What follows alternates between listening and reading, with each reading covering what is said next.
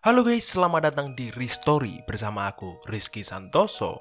Pertama-tama aku mau mengucapkan dulu selamat tahun baru buat kita semua.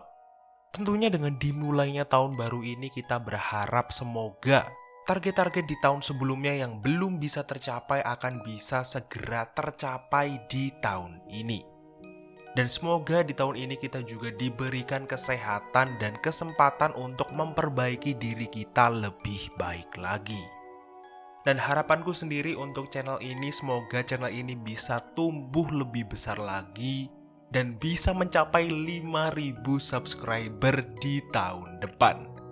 Ya, bukan hal yang muluk-muluk lah ya untuk sebuah channel kecil. Bisa kali. Oke lah, tanpa berbasa-basi lagi, kita akan langsung saja masuk ke kasus video kali ini, di mana kita akan membahas kasus dari Temizi Wiki, yang dimana kasus ini adalah kasus yang cukup kontroversial dan kasus yang bisa membuat kita gregetan ketika kita masuk lebih dalam membahas kasus ini. Temizi Wiki lahir pada bulan Maret tahun 1971 dari keluarga yang tinggal di kota Pleasant Hill, Pennsylvania. Temi ini adalah satu-satunya anak perempuan di keluarganya. Temi mempunyai 3 saudara yang semuanya laki-laki.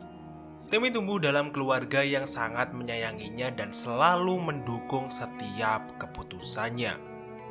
Temi dan ketiga saudaranya kebanyakan menghabiskan masa kecil sampai masa remaja mereka di kota Greenville, South Carolina.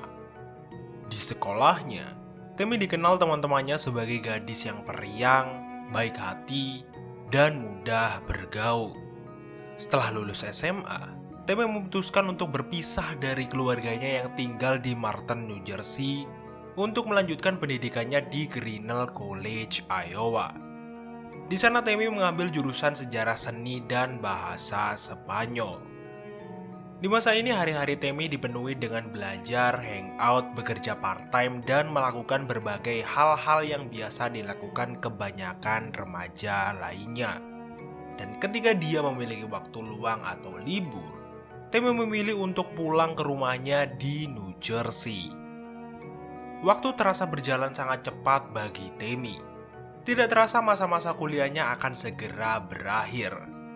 Di masa ini semuanya tampak berjalan sangat lancar bagi gadis itu. Dia mempunyai banyak teman, kuliahnya tidak ada masalah, dan dia juga sudah mempunyai rencana setelah dia lulus kuliah. Pada tanggal 21 Agustus tahun 1992, Temi dan saudaranya yang bernama Darren bersama-sama kembali ke kampus mereka setelah mereka menghabiskan waktu liburan mereka di rumah orang tua mereka di New Jersey. By the way, kampus Darren terletak di Illinois, sedangkan kampus Temi seperti yang sudah kita tahu berada di Iowa. Karena kampus mereka masih satu jalur, Temi saat itu mengajak Darren pergi bersama, plus saat itu dia juga ingin numpang nginep di kediaman Darren beberapa hari, karena dia ingin mengunjungi temannya yang saat itu kuliah di kampus yang sama dengan saudaranya, yaitu di College of Northwestern. Temi dan Darren saat itu mengendarai mobil 1985 Monty Knight T1000. Dalam perjalanan mereka menuju kampus Darren, Temi dan saudaranya sempat bermalam di rumah keluarganya di Pittsburgh, di mana saat itu kedua orang tua mereka juga berada di sana.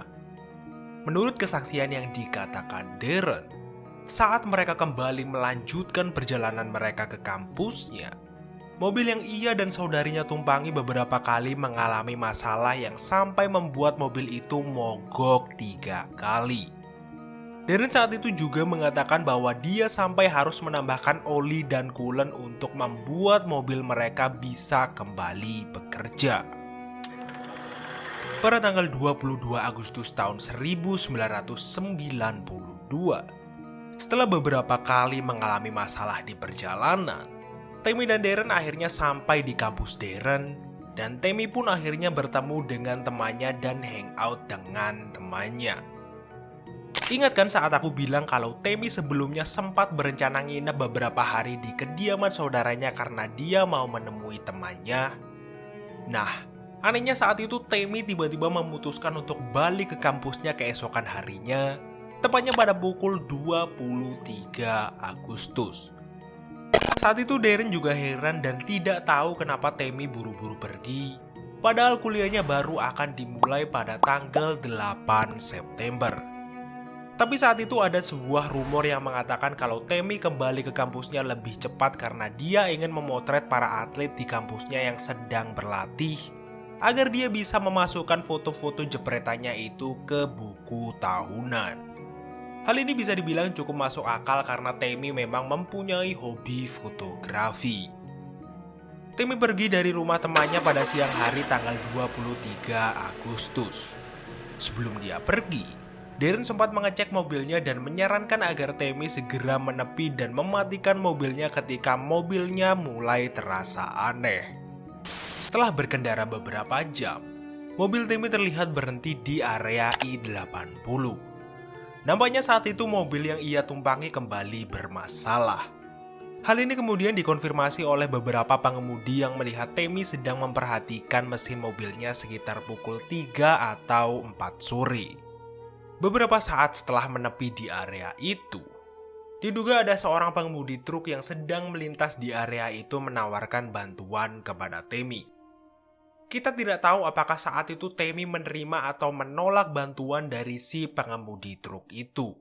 Mungkin saat itu Temi tidak punya pilihan selain menerima bantuan si pengemudi itu, apalagi saat itu hari sudah menjelang malam. Tapi yang jelas Temi tidak pernah terlihat lagi setelah dia berinteraksi dengan si pengemudi truk itu.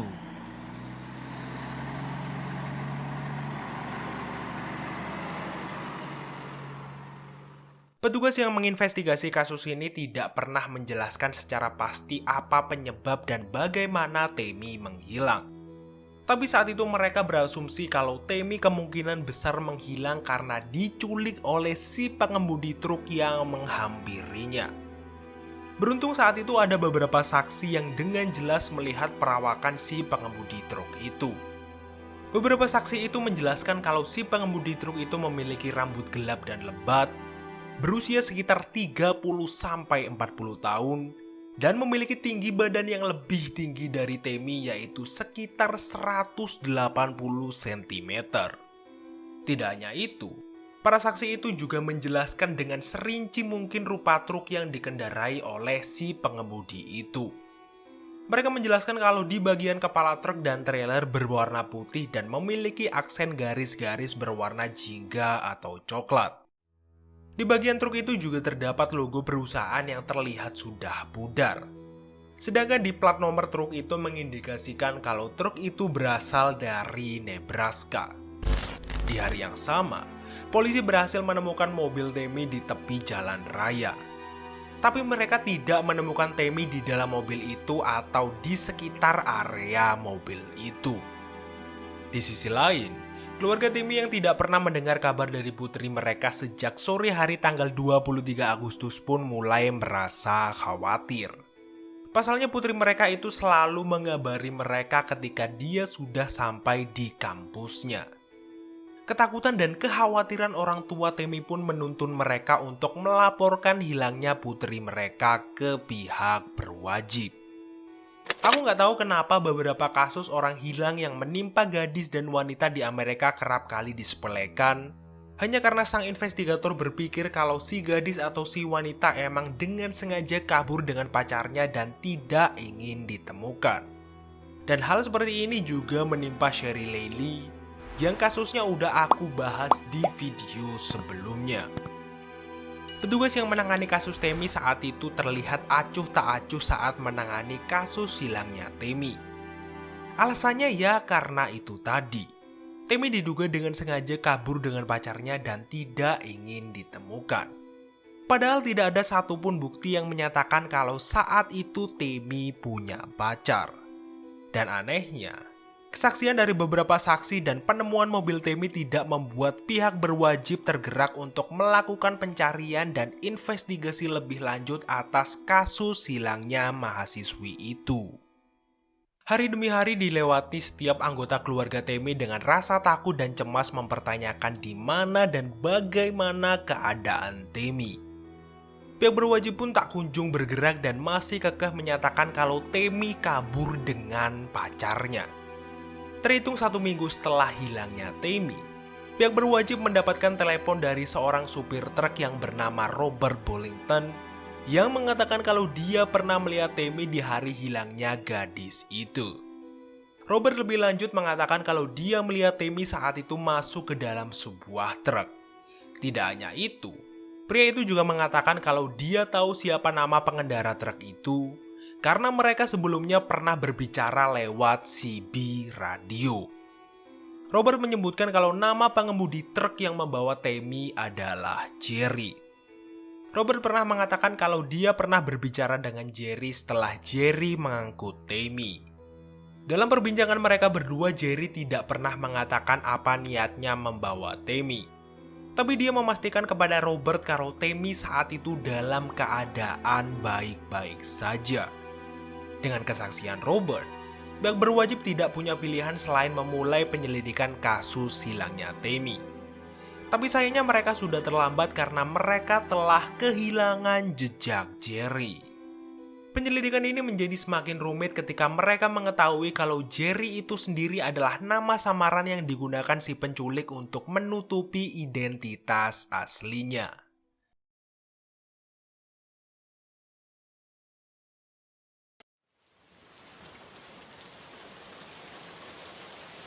Pada tanggal 1 September tahun 1992, kurang lebih 8 hari setelah hilangnya Tammy, seorang pengemudi yang sedang beristirahat di tepi jalan Sarkozy area I-44 merasakan ada yang aneh ketika dia melihat semak-semak di samping mobilnya. Ketika rintik hujan mulai turun, pria yang dipenuhi rasa penasaran itu pun dengan berhati-hati masuk ke dalam semak-semak. Dan setelah beberapa langkah, dia dikejutkan dengan tubuh seorang wanita yang sudah tidak bernyawa tergeletak di depannya.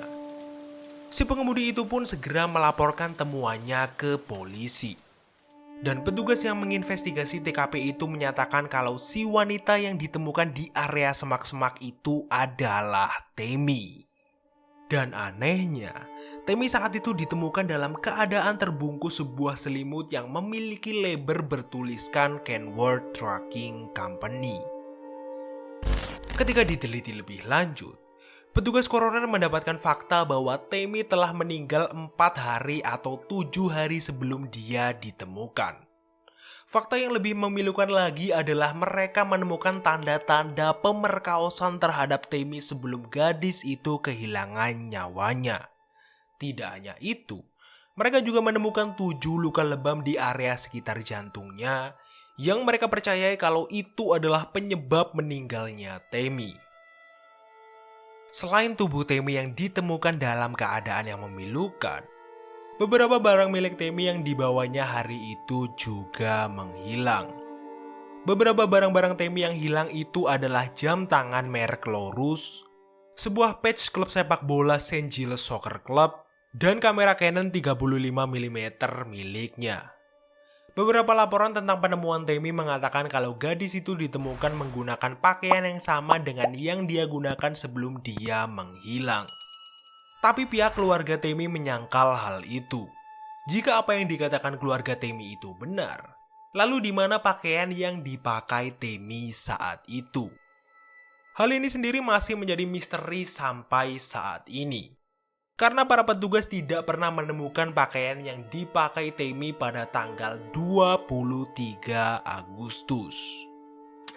Illinois State Police are talking to detectives in Missouri tonight about the disturbing discovery of a young woman's body near Mount Vernon, Missouri. The body of a young woman was found this morning along Interstate 44 by a truck driver. Police say the victim is in her late teens or early 20s and has been dead for 3 to 7 days. Missouri police have not yet been able to identify the woman or determine how she died. But Illinois police are interested in the case because the age, height, and weight of the woman found in Missouri are similar to those of 21-year-old Tammy Zawicki. And the reason for that is simple. On the body found here was a t-shirt emblazoned with the legend Eastside Eagles Soccer Club. That was the name of Tammy Zawicki's high school soccer team. Setelah penemuan tubuh Tammy ini, petugas kemudian mulai fokus untuk mencari siapa yang telah melenyapkan Tammy. Saat itu mereka menargetkan satu nama, yaitu Jerry. Akan tetapi berbagai upaya yang mereka lakukan untuk menemukan Jerry ini tak kunjung menuntun mereka kepada pria misterius itu. Terhitung 2 tahun setelah kasus pelenyapan Tammy berjalan, polisi mendapatkan laporan dari seorang perawat yang mengatakan kalau klinik tempatnya bekerja pernah kedatangan seorang pria yang memiliki ciri-ciri fisik yang sama dengan pelaku pelenyapan nyawa Tammy.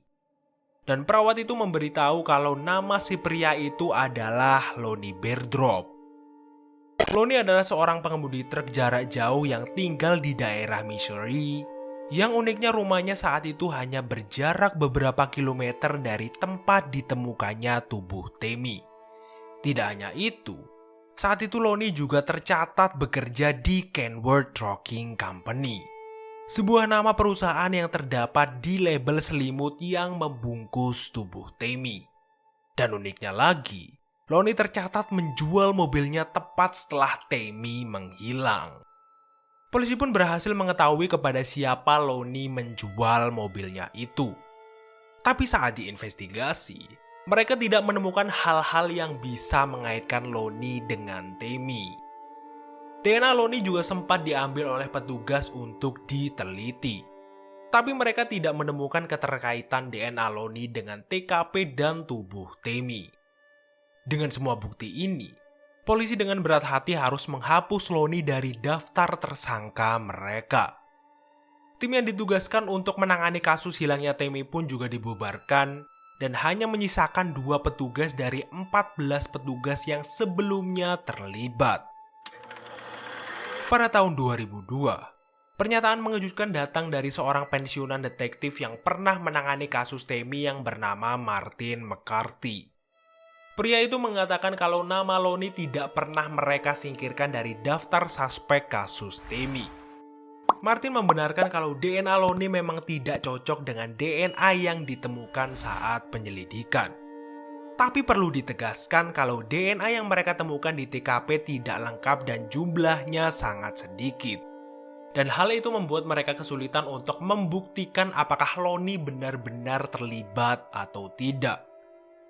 Di luar kecurigaan Martin, Lonnie pernah memberikan istrinya jam tangan merek Lorus yang memiliki jenis dan warna yang sama dengan milik Tammy setelah Tammy menghilang. Tentunya hal ini cukup menyita perhatian para petugas yang menangani kasus Tammy. Tapi lagi-lagi mereka bergerak terlalu lambat dan membuat Lonnie bisa beristirahat dengan tenang pada tahun 2002. Minimnya bukti untuk membuat Lonnie menjadi pelaku dalam kasus ini plus dia sudah meninggal membuat para petugas mencurigai 2 orang yang mungkin adalah pelaku dalam kasus pelenyapan Tammy. 2 pria itu adalah Bruce Mendenhall dan Clark Perry Baldwin. Bruce sendiri adalah seorang supir truk yang mempunyai latar belakang yang kelam. Pria ini pernah menjadi terdakwa dalam kasus pelenyapan nyawa seorang wanita bernama Sarah Halbert dan juga pernah terlibat dalam 11 kasus kriminal lainnya. Tapi saat itu para petugas tidak memiliki bukti yang cukup kuat untuk menetapkan Bruce sebagai tersangka. Ketika nama Bruce sudah disingkirkan, para petugas pun mulai melihat latar belakang dari Clark Baldwin. Clark adalah seorang pengemudi truk lintas negara. Pria ini juga mempunyai catatan kriminal yang lumayan membuat bulu kuduk merinding dan tidak kalah mengerikan dibanding Bruce, di mana dia pernah terlibat dalam kasus pelenyapan 3 orang wanita. Tapi saat itu polisi kembali tidak menemukan bukti apapun yang bisa mengaitkan pria ini dengan kasus Tammy. Alhasil mereka tidak bisa menangkap Bruce dan mereka harus menyingkirkan Bruce dari daftar tersangka. Dengan gugurnya 3 suspek dalam kasus ini, penyelidikan kasus pelenyapan Tammy ini secara tidak resmi telah diberhentikan dan sampai saat ini masih tidak ada update lebih lanjut dari kasus ini. Tapi jika dilihat dari ketiga suspek dalam kasus ini, Lonnie adalah orang yang memiliki peluang besar sebagai pelaku dalam kasus ini. Hal ini bisa dilihat dari selimut perusahaannya yang membungkus tubuh Tammy, jam tangan yang dia hadiahkan kepada istrinya yang memiliki merek, warna, dan jenis yang sama persis dengan milik Tammy, ciri-ciri fisiknya yang juga sama dengan yang disebutkan oleh beberapa saksi, dan diperkuat lagi dengan catatan kriminal yang mengikatnya.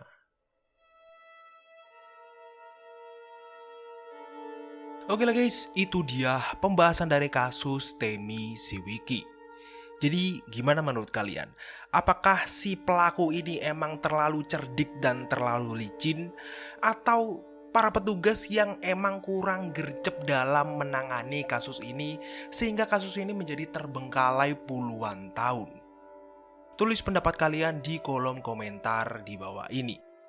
Seperti biasa, jika kalian menyukai video kali ini, jangan lupa untuk di-like, di-share, dan di-subscribe dulu. Dan jangan lupa juga untuk menyalakan lonceng notifikasinya agar kalian tidak ketinggalan update terbaru dari channel ini. Kalian bisa berkontribusi lebih banyak lagi untuk channel ini dengan cara berdonasi atau menyawer channel ini di Saweria, Super Sub, dan juga Social Buzz. Untuk link Social Buzz-nya sudah aku taruh di kolom deskripsi.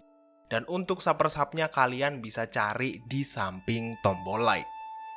Oke lah guys, itu saja untuk Ristory kali ini. Rizky Santoso pamit. I'll see you in the next video.